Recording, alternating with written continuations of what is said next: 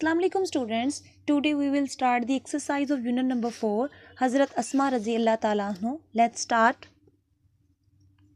First of all, we'll discuss about cataphoric reference. Cataphoric reference means that इसका मतलब है a word, एक ऐसा word in a text refer.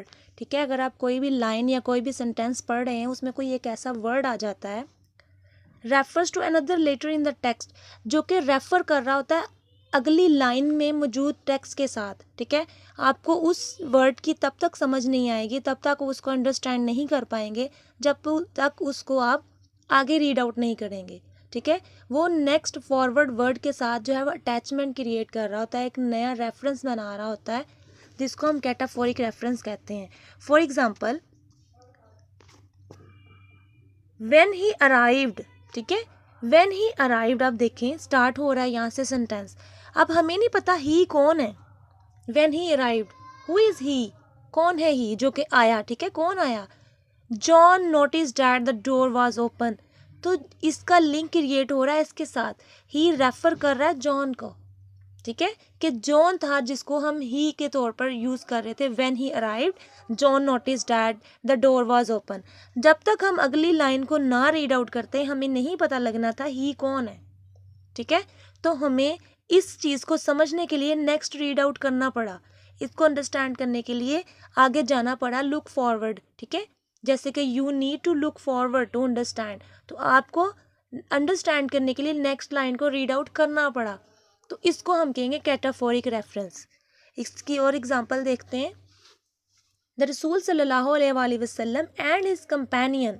ठीक है, आप देखें हिज कंपेनियन, कौन से उनके साथी, आप सल्लम और उनके साथी. कौन से साथी हमें तब तक नहीं पता चलेगा जब तक हम अगली लाइन को रीड आउट नहीं करेंगे. हज़रत अबू बकर सिद्दीक रज़ियल्लाहु ताला अन्हु, इसका रेफरेंस नेक्स्ट दिया गया है. इसको कहते हैं cataphoric reference.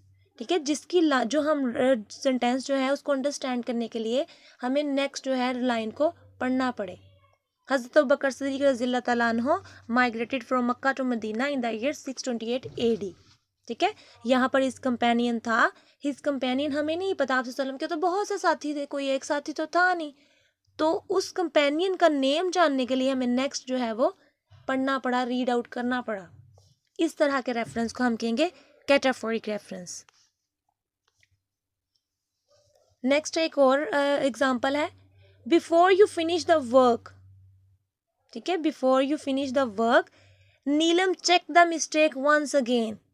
Before she finish the work, who is she. अब शी कौन है हमें नहीं पता. उसको जानने के लिए कि शी कौन है हमने नेक्स्ट लाइन को पढ़ा, रीड किया, फिर हमें पता चला कि शी है Neelam. Before she finish the work Neelam check the mistake once again. ठीक है, आपको प्रोनाउन दिया गया होता है तो आपने उसके रेफरेंस को जानने के लिए नेक्स्ट लाइन को रीड आउट करना होता है, ताकि आप अंडरस्टैंड कर पाएँ कि किसके बारे में बात हो रही है. इस तरह के रेफरेंस को कैटाफोरिक रेफरेंस कहते हैं. नेक्स्ट है anaphoric reference. What is anaphoric. Anaphoric में हमें रेफर बैकवर्ड करना पड़ता है. उसमें था रेफर फॉरवर्ड, कि हम आगे पढ़ेंगे तो हमें पता चलेगा. ठीक है, इसमें था रेफर फॉरवर्ड, कि हम पढ़ेंगे आगे पढ़ेंगे तो हमें पता चलेगा कि पीछे किस चीज़ की बात हो रही है. प्रीवियस जो थी हम बात कर रहे थे वो किस पर्सन के बारे में या किस थिंग के बारे में हम कर रहे हैं. लेकिन एनाफोरिक में होता है refer backward. Anaphoric reference occur when a word or a phrase refer to something mention earlier, कि हम पहले ही उस चीज़ के बारे में बात कर चुके होते हैं. हमें उसकी चीज़ के बारे में अंडरस्टैंड करने के लिए प्रीवियस लाइंस को पढ़ना पड़ता है, फिर हमें पता चलता है कि किस पर्सन के बारे में या किस चीज़ के बारे में बात हो रही है. You need to look backward to understand. ठीक है, ये एक दूसरे के ऑपोजिट है, anaphoric and cataphoric. Ali went to bank, he was annoyed because it was closed. अब यहाँ पर दो एनाफोरिक रेफरेंसेस यूज हो रहे हैं. First of all he. ठीक है, ही वॉज अनॉयड, कौन अनॉय हुआ, कौन तंग हो रहा था, इरिटेट कौन हो रहा था, अली. इस बात को समझने के लिए हमें बैकवर्ड जाना पड़ा. तो इस तरह के रेफरेंस को हम कहेंगे ये है एनाफोरिक रेफरेंस. ठीक है, ही was annoyed because it was close. It was close मतलब क्या चीज़ क्लोज हो गई थी, तो इसको जानने के लिए हमें बैकवर्ड मूव करना पड़ेगा। तो ऐसा सेंटेंस या ऐसा रेफरेंस जिसके बारे में अंडरस्टैंड करने के लिए हमें बैकवर्ड मूव करना पड़े, बैकवर्ड रीड करना पड़े, उसको हम कहते हैं एनाफोरिक रेफरेंस। और जिसको फॉरवर्ड मूव करना कर पड़े वो होता है कैटाफोरिक रेफरेंस। नेक्स्ट एग्जाम्पल है एक और, when Aslam was playing cricket he hurt his hand. ठीक है, उसने अपने हाथ को जख्मी कर लिया। तो ही कौन है? इट मीन्स उसका रेफरेंस बैक पे दिया गया कि ही कौन था? असलम। इसी तरह नेक्स्ट एग्जाम्पल है, हज़रत अस्मा रज़ी अल्लाह ताला अन्हो was amongst the early few who accepted Islam. She was the daughter of हज़रत अबू बकर सिद्दीक रज़ी अल्लाह ताला अन्हो। यहाँ पर अब शी दिया गया है। शी का जो रेफरेंस है वो बैकवर्ड है, बैक पे पिछली वाली लाइन हम रीड आउट करेंगे तो हमें पता चलेगा कि ये शी कौन थी। शी इज़ अ प्रोनाउन, और प्रोनाउन के एग्जैक्ट नाउन को जानने के लिए हमें पीछे जाना पड़ा, उस लाइन को पढ़ना पड़ा। इस तरह का रेफरेंस होगा एनाफोरिक रेफरेंस। अब हम एक्सरसाइज की तरफ आते हैं स्टूडेंट्स। यहाँ पर आपको कुछ सेंटेंसेस दिए गए हैं, आपने इसमें बताना है कि एनाफोरिक कौन सा है और कैटाफोरिक कौन सा है। ठीक है, ये आपने खुद से करना है। ये सेंटेंसेस आपको दिए गए हैं। ठीक है, आपको मैंने डिटेल से बता दिया एनाफोरिक और कैटाफोरिक के बारे में। आपने अब खुद से यहाँ से बताना है आपने खुद कि एनाफोरिक कौन सा वर्ड है और कैटाफोरिक कौन सा है। नेक्स्ट है एब्स्ट्रैक्ट नाउन।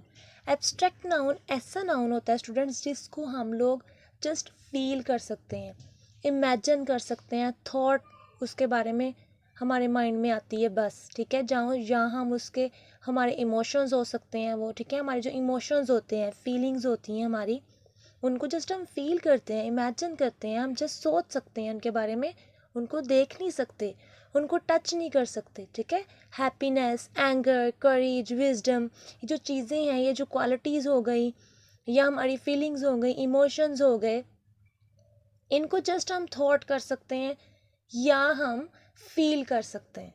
ठीक है, an abstract noun is a noun that refer to an intangible. Intangible mean जिसको टच ना किया जा सके। Concept such as emotion, feelings, quality, ideas. हमारे माइंड में सोते वक्त ड्रीम्स आते हैं। ठीक है, हम ख्वाब देखते हैं, वो जो ड्रीम्स होते हैं वो जस्ट हम इमेजिन कर सकते हैं, वो रियलिटी में हमारे सामने नहीं होते। ठीक है, वो फिजिकली एग्जिस्ट नहीं करती। एब्स्ट्रैक्ट नाउन ऐसी चीज़ें होती हैं जो एग्जिस्ट करती हैं लेकिन फिजिकली एग्जिस्ट नहीं करती।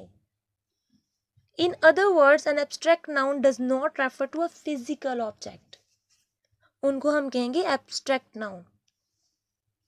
अब आपके बुक पेज नंबर 41 पे कुछ एडजेक्टिव और वर्ब दिए गए हैं। ठीक है, वर्ब्स और एडजेक्टिव दिए गए हैं, उनसे आपने सबसे पहले एब्स्ट्रैक्ट नाउन बनाने हैं और उसके बाद उनको सेंटेंसेस में चेंज करना है, सेंटेंसेस बनाने हैं उसके। अब करेजियस जो है एक एडजेक्टिव है। ठीक है, एडजेक्टिव को आपने सबसे पहले एब्स्ट्रैक्ट बनाना है। तो एब्स्ट्रैक्ट नाउन इसका क्या होगा? करेज, जस्ट करेज। ठीक है, करेज का आपने सेंटेंस बना लेना। एम्पिटी, एम्पिटी का मतलब होता है खाली, तो एम्पिटाइनस, एम्पिटाइनस का मतलब होता है खालीपन। ठीक है, खालीपन, खोखला, इस टाइप के मीनिंग में लेके आएंगे आप। डिफिकल्ट, डिफिकल्ट का होगा डिफिकल्टी। डिफिकल्ट को आप कहेंगे, डिफिकल्ट का एब्स्ट्रैक्ट नाउन बनाएंगे डिफिकल्टी। नेक्स्ट है जेनरस। जेनरस का मतलब होता है सखी। ये एडजेक्टिव है किसी पर्सन की, किसी नाउन की क्वालिटी है, तो आप इससे बनाएंगे जेनरोसिटी, सखावत, जो कि एब्स्ट्रैक्ट नाउन होगा। रेजोल्यूट का मतलब होता है पुख्ता इरादा, पक्का यकीन, तो इसको रेजोल्यूशन ले आएंगे, रेजोल्यूशन के मीन में इसका आप सेंटेंस बना लेंगे। सफ़र, दुख। ठीक है, बर्दाश्त करना, आप सफ़र को कहेंगे बर्दाश्त करना, चीज़ को बेयर करना, तो सफरिंग, सफरिंग का मतलब होता है दुख, तकलीफ, तो ये एब्स्ट्रैक्ट नाउन बन जाएगा, इसका आपने सेंटेंस बना लेना है। नेक्स्ट है स्टूडेंट फिलिंग द ब्लैंक्स दी गई हैं। ठीक है, filling the blank with the suitable preposition given below. आपको सेंटेंस दिया गया, उसके साथ आपको 4 ऑप्शंस दिए गए हैं प्रपोजिशन के। आपने कोई एक चूज करना है जो कि वहाँ पर सुइटेबल होगा उनके लिए। द रसूल सल्लल्लाहु अलैहि वसल्लम migrated dash Mecca to Medina, migrated from Mecca to Medina in 622 AD. Next है Abu Jahl in a fit and fury. ठीक है, Abu Jahl in a fit and fury, यहां पर इन आएगा. He began knocking at the door violently. At this, she instantly ran to a corner of the home. She has resolute faith in Allah Almighty. She gave she gave away all the money to the poor and needy peoples. Her life would always be a beacon of life for all of us. ठीक है, ये suitable pronoun prepositions थी जो कि आपने filling the blanks में write कर लेनी है अपनी बुक पे ही. नेक्स्ट है filling the blank with preposition of time. preposition of time 3 तरह के होते हैं students, at, in and on. तो आपने देखना है कहाँ पर कौन सा preposition सूट कर रही है और वो वहाँ पर यूज़ करनी है.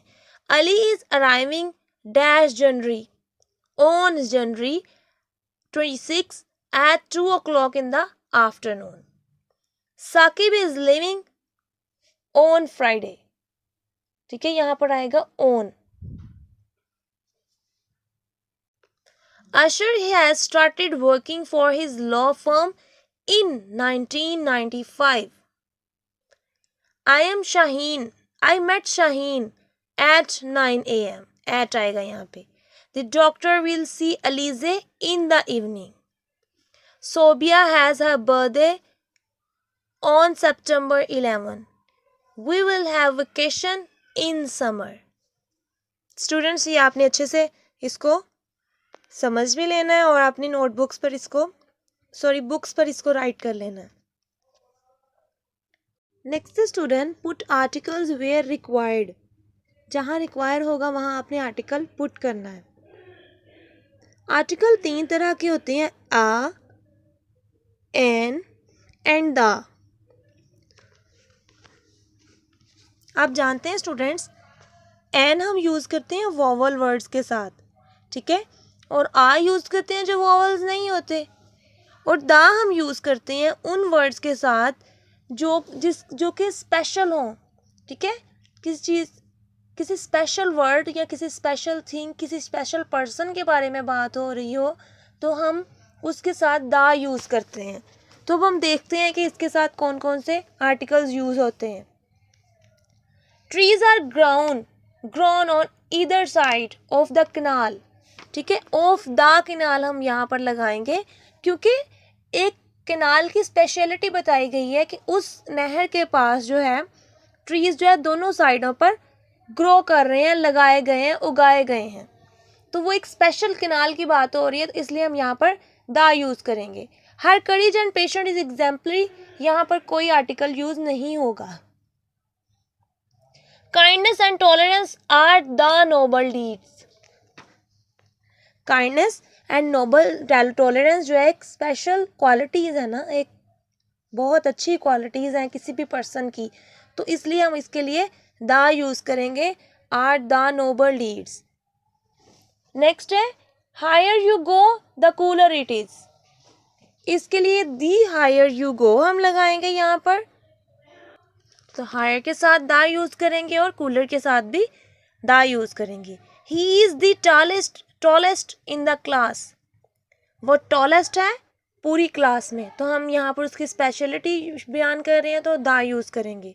The dog is faithful animal, तो यहाँ भी द यूज़ होगा. ठीक है, तो इसी तरह बाकी जो है वहाँ पर भी आपने प्रेपोजिशन को यूज़ करना है. जहाँ जहाँ सूट कर रही होंगी, जहाँ सूटेबल होगी वहाँ पर आपने प्रेपोजिशन यूज़ करनी है.